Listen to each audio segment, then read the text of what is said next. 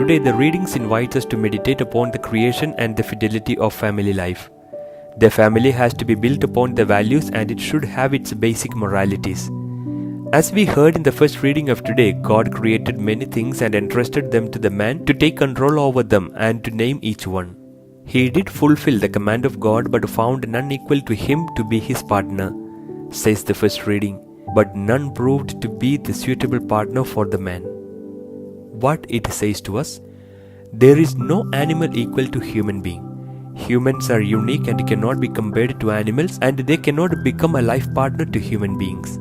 In the present world, the people are living with animals and they consider them as their life partner or as their children. Adam was able to understand the mind of God and he respected God and his creation by not selecting an animal as his partner. Those who have animals as their family members have lost their logic of thinking and have gone away from the purpose of the creation. Such people have no wisdom to understand the plan of God and they are rebelling with their false explanation which has no foundation. Animals has its proper place to live in and they have their specific duties assigned to them at the creation. A dog is not a human being and its existence is to protect the human from possible dangers. It has its proper instincts and it cannot be compared with that of human. We try to substitute their normal life with our illogical ideas and desires. They can never become that what we think of because their lifestyle is different than that of ours. We fail to fulfill our obligations as human beings and so we find refuge in animals. If you are faithful to the law of the creation of God, you will not look for a dog or a horse to be your life partner. Let us allow the animals to live their normal life with their qualities in this world and let us fulfill our duties faithfully as humans. Finding that Adam found none equal to him among the creations and the need of having someone, God created that someone equal to him. Out of him God formed a new creation. He created and gave it to the man, to whom the man exclaimed, "This one at last is bone of my bones and flesh of my flesh. This one shall be called woman, for this was taken from man." Adam found his life partner equal to him. God created man and woman in his own image and then gave them power over the creation to safeguard and to protect with respect. It tells us the equality of everyone, but each one has their specific duties to fulfill.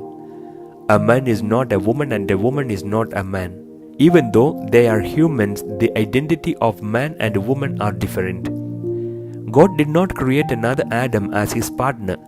The world is going crazy by not fulfilling the duties of creation. He did not create a world with homosexuals but of humans, men and women, who understands the difference, live happily. Some humans have lost the dignity of life by letting themselves be an object of sexuality in the world. They open themselves to anyone and everyone because they say that they have their freedom to do what they like. Your body is not an exhibition to expose to everyone for any purpose. If you do so, you live like animals with instincts and not with logic and reason like humans. Such people have lost the dignity of human life because they act as an object to their instinct like animals. This logic becomes a madness when you realize that you have made no efforts for your birth in this world. Your life is totally a gift from God who has the absolute power over you and to whom you are called to give an account of your life. Those who realize that you are created by God, those who respect God and obey Him, will respect one another and live with human dignity. The conjugal life is to respect your partner with fidelity.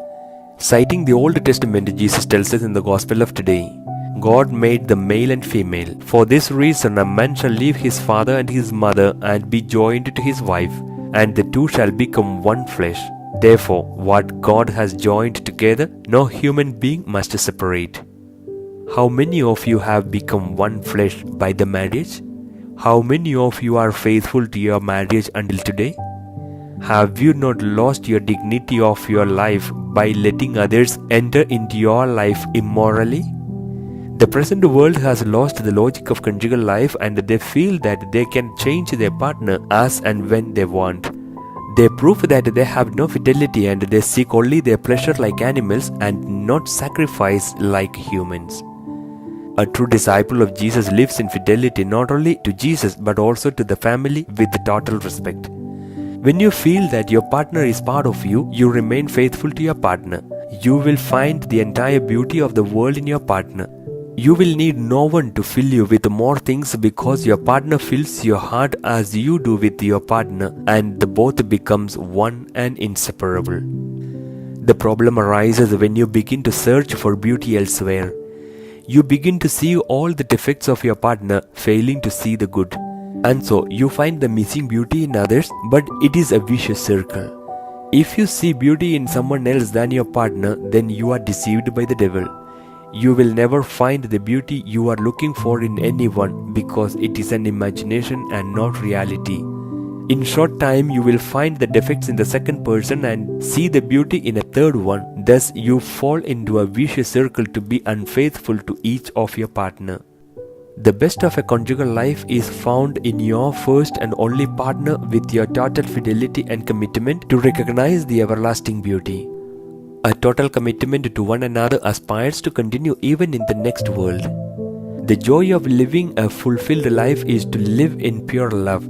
You have to open the eyes of your heart to see the best in others. Then you begin to live like humans, respecting one another by being faithful to God. If your love is for the pleasurable life of sexuality, then you will fail to fulfill your obligations and you live like animals with instinct. True love is to surrender totally to God, your partner, and your family. Once you achieve this, the rest will follow you automatically. A priest expresses his true love by being faithful to the church as his partner. He sees beauty in his mission by serving it unconditionally. What does my life consist on?